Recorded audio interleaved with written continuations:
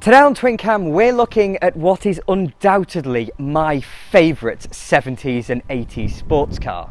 Something that didn't quite have the firepower to match the big boys, but was just as cool, thanks partly to its uncompromising heavenly styling, partly thanks to its niche status as the enthusiast choice, and partly thanks to its brilliant chassis. I'm talking, of course, about the Lotus Esprit, and this isn't any Esprit, but Colin Chapman's final Lotus, the 80s-tastic Turbo Esprit.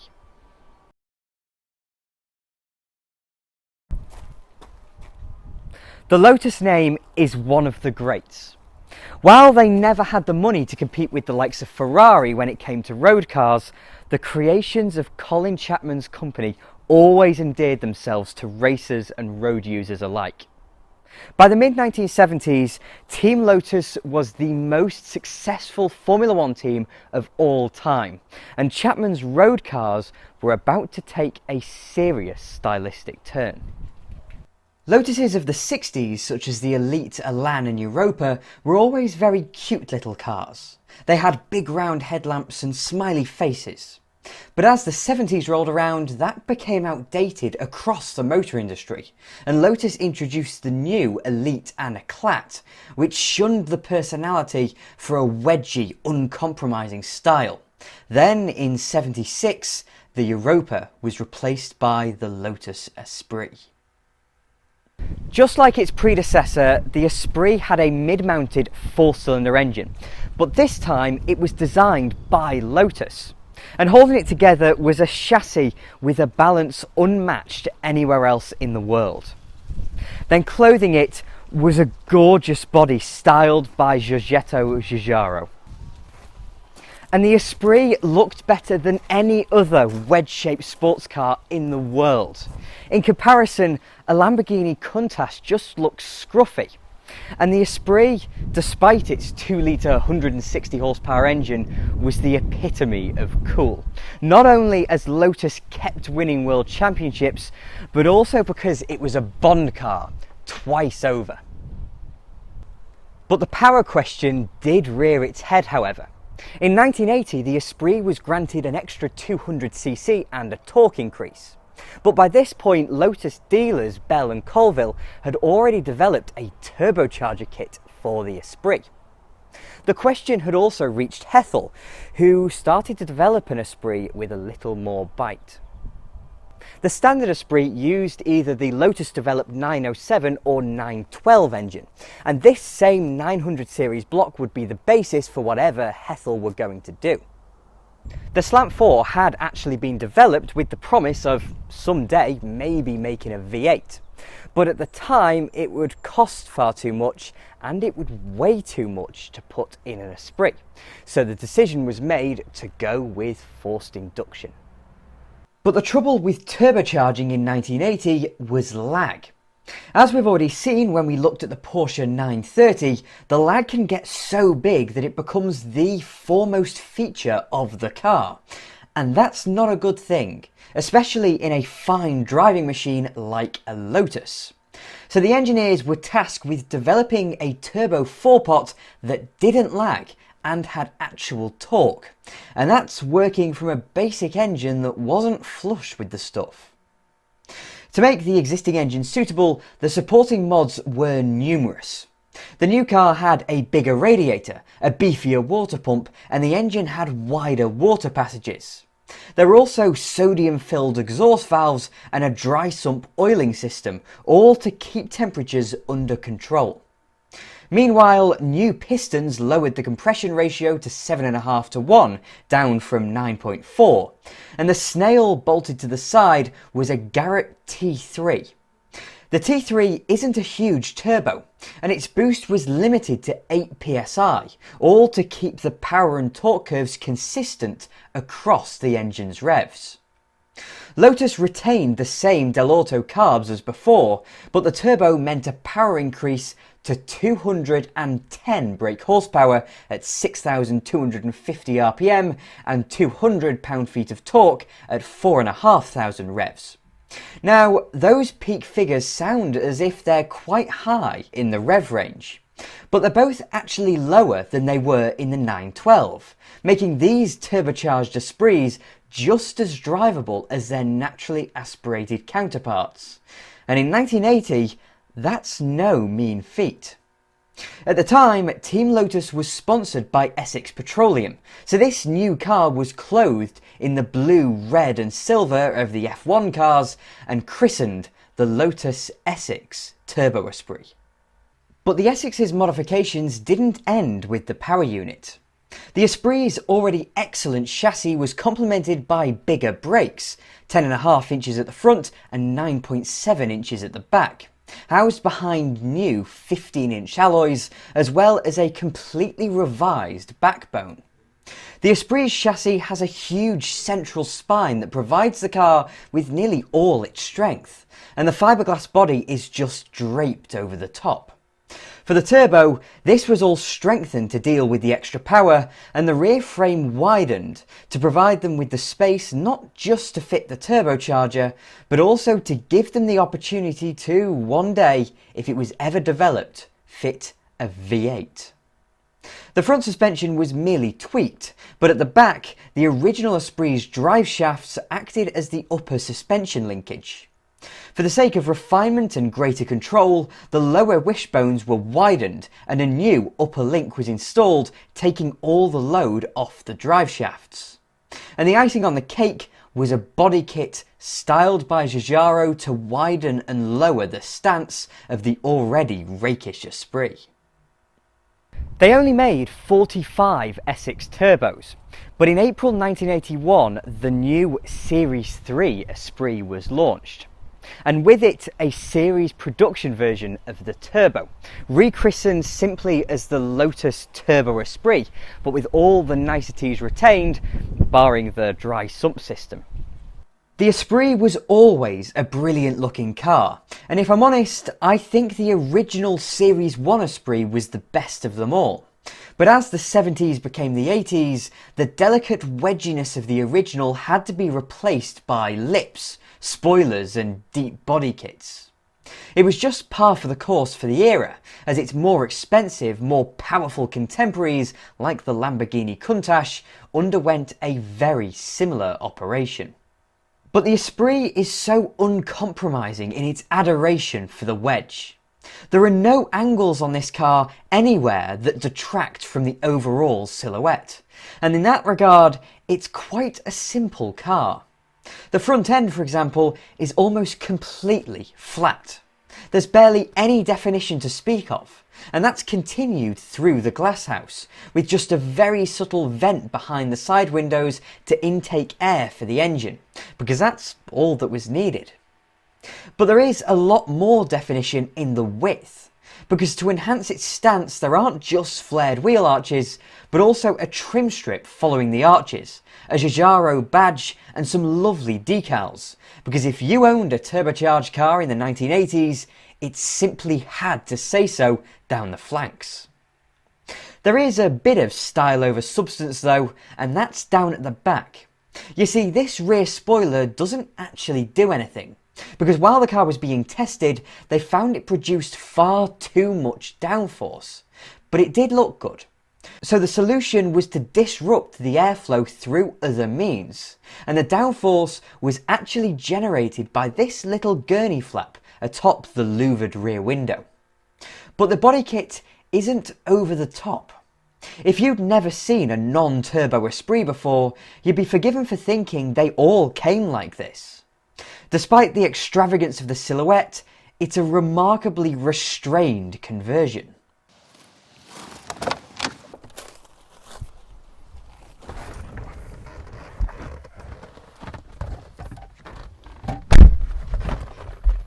There has to be an easier way to get in and out of this car.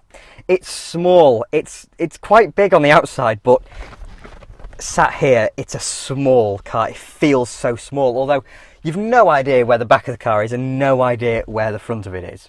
But the connection to the engine in here is the gearbox, because this is a Citroen gearbox, the C35 I think, that was also used in the gorgeous SM and of course the Maserati Merak, because they both had the same V6. And in the Esprit, it doesn't have the greatest reputation because it's not the slickest of changes, but it does have a nice short gear throw. And the whole point, of course, I keep coming back to, it's a massive cliche with Lotuses, but it really is all about driving. And you sit in a slightly strange position in this car. The backrest of these seats isn't adjustable, and there just isn't so much room for anyone who's a bit taller than me or a bit taller than Colin Chapman in reality, because of course it was designed for him, standard. But you actually sit offset in the car, so the driver's seat is facing the centre of the car slightly, which is slightly strange, but it feels natural when you come to get the steering wheel. Because if you try and sit straight in the car facing the front, the steering wheel is way offset. You're far closer on the right hand side to the dash than you are on the left, but when you sit where the seat wants you, it's much, much, much more natural. And you only have this little tiny 2-spoke steering wheel, leather wrapped of course, and of course no power steering in the Esprit. Why would you need that? And so it feels slightly strange, but also you very naturally feel at home. The pedals are also offset, but again, not by enough for it to be an issue, just ever so slightly, just not quite perfect. And all the pedals are quite light as well, so the Esprit, I can imagine, is quite easy to drive. And of course, they're very, very close together. So you can't wear huge boots while driving an Esprit. You've got to wear little racing shoes, really. And the brake pedal and throttle pedal are right close together for easy heel and towing. I feel very, very at home in here because most of it is straight out of the British Leyland parts bin, as are all these kind of relatively low production sports cars and supercars. It's not a Lotus thing. A lot of people seem to get in a Lotus and think, oh, it's a parts bin thing. It's got bits of Austin, it's got bits of Maestro and stuff everywhere. Rubbish. Every supercar manufacturer did this because volume. Making switches and things is very, very expensive. So these indicator stalks, for example, are from everything BL of the era. Minis, Marinas, Metros, Princesses, Allegros, all that kind of stuff all used these stalks. But so did the Countach. It's not a Lotus thing. For anyone who believes that Lotus cheaped out on things like this, rubbish. I thought I'd make that point because it's something I see bandied about quite often. But all these switches around this ridiculous instrument binnacle that sits on top of the really steeply raked dashboard, all these switches are all BL as well. These are from the Princess. But everything is laid out relatively sensibly. All the controls you need are right here at your fingertips. You've got the stalks, of course, and you can see the dials perfectly. You have everything you need and nothing really that you don't. Just enough information to give you a little bit more of an idea of how the car's running. See, of course, you've got a tachometer and a speedometer and a fuel gauge, coolant temperature, but you also have oil pressure and battery volts. And then in the centre, they have a nice big boost gauge. Because, of course, that's the centre of your attention, is the boost. Apart from this, the controls of the Esprit are really rather Spartan. There's not too much more in here. So we have electric adjustable mirrors here on the door. We have no ashtray as far as I can see, but you have a cigarette lighter in both doors. I think that tells you something about Colin Chapman. And the door handles down here, I should mention, they're from the Landcrab and the Maxi and the Marina, but Landcrab first. And the handbrake is down to your right because, of course, you've got this huge tunnel here for that backbone chassis to sit upon. So you don't feel claustrophobic, but it does feel small. It seems as though the centre of the car takes up a lot of room. And under here, there's no storage space. This is all structural to keep the car as strong but as light as possible. Most Turbo Esprits came with air conditioning, and the controls for that are here, right behind the gear lever, and are a little bit awkward to get at, but it does say in the centre Turbo Esprit in big letters, just to remind you where you are, as if these low slug sports car surroundings weren't obvious enough. But the overriding feature of the interior, well, apart from the size maybe, is the blue leather, because it's everywhere. The only bits that aren't blue leather is the headlining, which is blue velour, this pillar here at the front and the sun visors, but even the A-pillars are coated in this blue leather. It's fabulous stuff, and it's this ruche design that looks ridiculous in the modern world, but it was very, very in vogue in the late 70s and early 80s, and it looks worn, but I promise you it's not. This is how they all came from the factory. This was the fashion.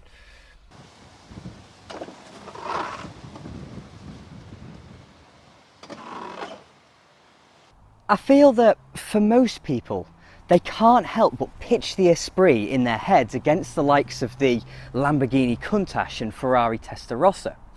But that's despite the fact that this has a third the number of cylinders, half the power, and cost a heck of a lot less. So I think it's worth putting the Esprit up against something much smaller but also similar, like the Ferrari 308 GTBI, for example. So in 1981, an Esprit Turbo was just under 17 grand. But add up all the stuff you want, so aircon, stereo, leather, metallic paint, and it's close to £21,000. A V8 Ferrari was up at just under 23, so it's a relatively fair comparison. Now a 308 predictably has double the number of cylinders, and it sounds great, but the Esprit has turbo whistle and a silky smooth 4-cylinder, and I suppose horses for courses on that one. It's a personal thing. But where it matters is in a game of top trumps. I have some specs. 210 brake horsepower still doesn't sound like a lot, but bear in mind this is a Lotus, so it weighs only a smidge over 1,000 kilos. So these little Esprits can get up to 60 miles per hour in 6.1 seconds, and they keep going to 150 miles per hour. So what about the Ferrari? Well, it is fuel injected, but that actually led to a decrease in power to 211 brake horsepower. So there's 1 horsepower in it. And it weighs just over 100 kilos more than the Esprit. And thanks to that, a Ferrari could only get to 60 in 6.7 seconds. It's also a bit slower. They can't quite get to 150. So in period, in the early 1980s, this car was quicker and cheaper than a Ferrari 308. So the Lotus Turbo Esprit is undoubtedly a supercar by the standards of the day. But this is also evidence of Lotus growing up, of trying to pull away from that kit car image that they'd always had before. The Elite and original Esprit were the first signs of this happening, but the Turbo sent Lotus to a place they'd never been before. The thinking behind this was primarily financial, as it should have been able to insulate the company more from oil crises and economic downturns, as were happening at the time this car was being developed. And I think we can see that through the Esprit's development from the beginnings through to the Turbo. Chapman went back to Giugiaro because he wanted the Esprit to become much more aggressive than the S1 and S2, to suit a more powerful power unit and look the part compared to the more established sports and supercar manufacturers. And yes, the comparison with the Ferrari is a little unfair, as very few injected 308s were actually made in a very short time frame. But at the time the Turbo Esprit was launched, it was the equivalent Ferrari.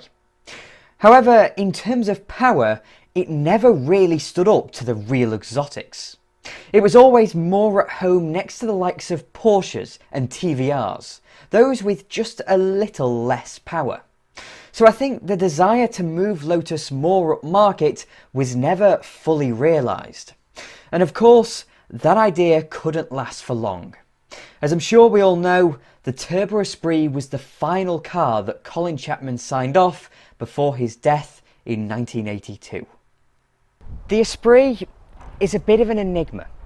When it was launched, it was evidence of two things. First, of Lotus's intended move up market, and second, that Lotus was in crisis. No shock there. There were problems, especially due to the fact that Lotus now had to build genuinely solid cars, as they were competing on price with Porsche and the like. But when the Turbo came along, everything changed. It was, for all intents and purposes, the car the Esprit should always have been, and genuinely put them on the same page as the big boys. But they never had the brand recognition or the trust that they had. After Colin Chapman died, the F1 team slowly died, and the Esprit just withered, really. It finally had a rebody in '88 and finally got its big V8 in the mid-90s, but by that point it was a relic. The world had just moved on, moved past the Esprit. But across its 28-year production run, it was always magnificent. It may have not been on the same page by the end and may not have quite competed at the beginning, but this car always handled magnificently. It was always incredibly cool, and it was always one of the key choices for the proper enthusiast. These were the few years at the start of the 1980s when the Esprit genuinely competed with the big boys, and in many places it eclipsed them. And on that note, thank you very much for watching. If you enjoyed the video, then please do click like and subscribe to TwinCam as well. I'm forever indebted to my wonderful Patreon supporters, so if you'd like to support me that way, then please do follow the link in the description. And I'll have more videos coming along soon.